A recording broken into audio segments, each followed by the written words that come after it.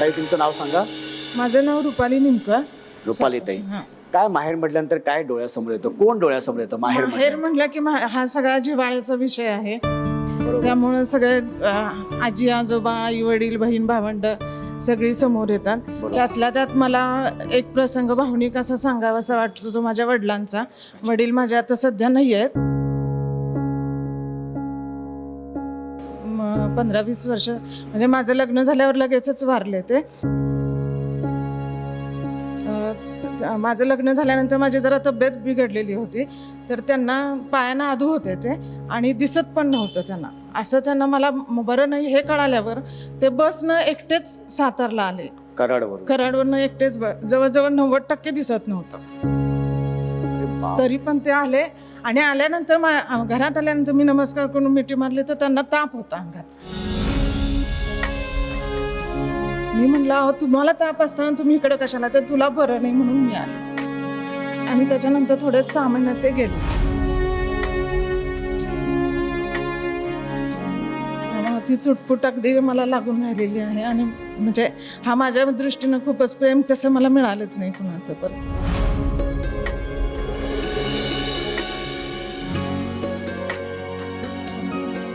बाबा म्हटल्यानंतर त्यांचं पहिलं प्रेम तर लेकीवरती असतंच असतं. बाबा कुठल्या नावाने हाक मारायचे तुम्हाला? तायडी म्हणायची मला सगळेच घरात.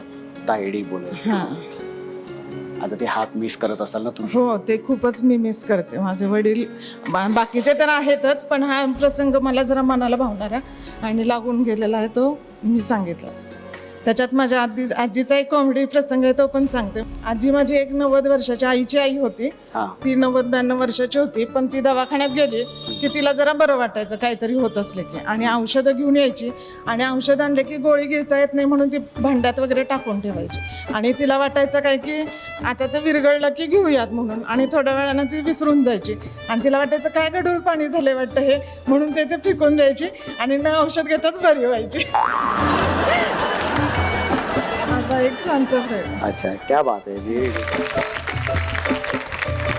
तुमच्या बाबांचं तुमच्यात इतकं प्रेम होतं, काय त्यांना सांगू असं वाटतंय तुम्हाला? बाबांच्या बद्दल मला नेहमीच तेच, मला इतक्या वर्षांना देखील ह्या माहेरची खूपच आठवण आली ह्या सोहळ्यामुळं. आणि खरंच मी माहेरात जाऊन आले आहे आणि त्यांचा माझ्या बरोबर आशीर्वाद सतत आहेत ते जरी नसले. नक्कीच नक्कीच. इतक्या ह्याच्यात आजारी असताना आले तसंच असं जाणवतं ना ह्या सोहळ्यामुळे मी माहेरात आहे असं मला. हो की नाही? क्या बात आहे. बस हे हा जो चेहऱ्यावरचा आनंद आहे आणि हे जे हास्य आहे ना, हे आमच्यासाठी फार महत्वाचं आहे, कारण ह्यानी आम्हाला अजून ऊर्जा मिळत असते. ताई खूप छान, तुमच्याशी बोलून खूप छान वाटलं. तुम्ही बसू शकता.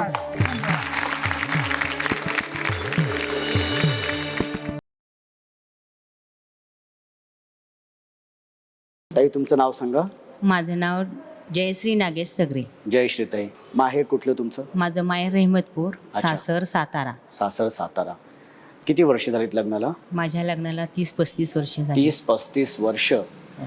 30-35 वर्षात अजूनही माहेरी जाणं होतं? माहेरी जायला माझं कोणच नाही. 2 बहिणी आहेत, त्या आपापल्या संसारात गुंग आहे. कारण फक्त या माध्यमातून माझे वडील आणि माझी आई हे 2 शब्द सांगायसाठी मी येत. अच्छा, सांगा की, तुम्ही बोला, व्यक्त व्हा ताई. माझे वडील हे अचानक नामस्मरण करीत असतानाच कलावती आईंच्या दर्शनात समर्पित झाली. अच्छा. त्यांना पाठीमागणं काहीही कळालं नाही. त्याच्या दक्षानं माझी आई 10 वर्ष कशी तरी हातरुणाला लोळून होती, तीही गेली. पण माहेर म्हणतं की दारात वडील आणि चुली पुढं आई ही फार महत्त्वाची असते. कारण भाऊ हा माहेरचा येणारा आपला सांगाव आहे. कितीही आपण मोठ्यांदा ओरडून सांगितलं, जरा जरी आपल्याला लागलं किंवा काय झालं तर आपण फक्त आई ग म्हणतो. पण मोठा एखादा डोंगर जर कोसळला तर तिथं बाप रे हा शब्द बाहेर पडतो. कारण आई ही आई असते आणि वडील हे वडील असतात. माहेरला गेल्यानंतर माहेर पण हे फक्त आई आणि वडील यांच्यातच जास्त सुखावलं जातं. नंतर एक भाऊजाई ती वहिनी होत्या, सगळा संसार त्यांचा चालू होतो, आपण आपल्या संसारात गुरफटलेला असतो. मला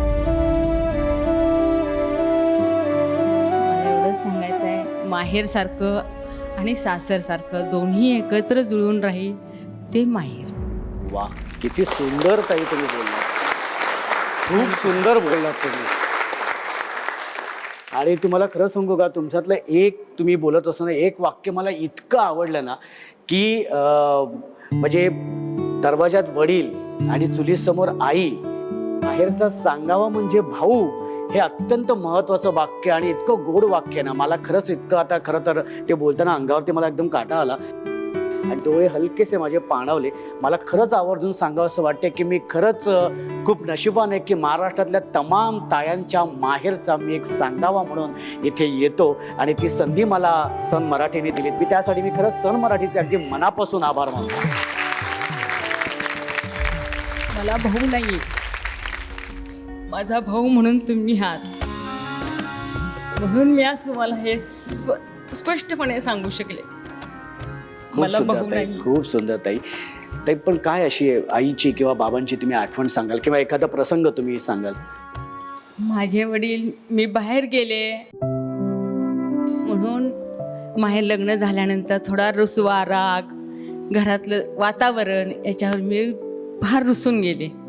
पण माझ्या वडिलांनी रात्री 11 वाजता गाडी करून माझी लेक कुठं आहे म्हणजे आहे, सुखरूप आहे, व्यवस्थित आहे, दवाखान्यात आहे. हा त्यांचा कळकळीचा दिलेला एक आशीर्वाद म्हणा किंवा मायेचा ओलावा म्हणा, हे जास्त महत्वाचं आहे. बरोबर. आणि खरं तर ना, म्हणजे मला एक किती खरंच आवर्जून सांगावं असं वाटतं की वडिलांचं प्रेम हे असंच असतं, ते दिसत नसतं पण ते असतं. आणि आईचं असतं जे दिसत असतं. आई ओक्साबोक्सी ओरडून सांगू शकते, पण वडील तसे सांगू शकत नाहीत, पण त्यांच्या मायेचा अंत लागत नाही, हे तितकंच खरं आहे. ताई, खूप सुंदर बोलतेस तुम्ही. तू बोलत असताना आता खरंच माझ्या डोळ्यासमोर माझे एवढे एका क्षणामध्ये असे उभे राहिले आणि काही प्रसंग सुद्धा लगेच माझ्या डोळ्यासमोर आले माझ्या वडिलांचे. ताई, खूप छान बोललीस आणि तुझ्याशी बोलून खरंच खूप छान वाटलं. कसं वाटतंय तुला, तुझ्या मनातलं व्यक्त होऊन कसं वाटतं? मस्त वाटलं, छान वाटलं. माहेरात थोडंसं का होईना पण आज उजळपणा आला असं वाटायला लागलं. थँक्यू. खूप सुंदर ताई, खूप सुंदर. काय झालं, तू का रडते?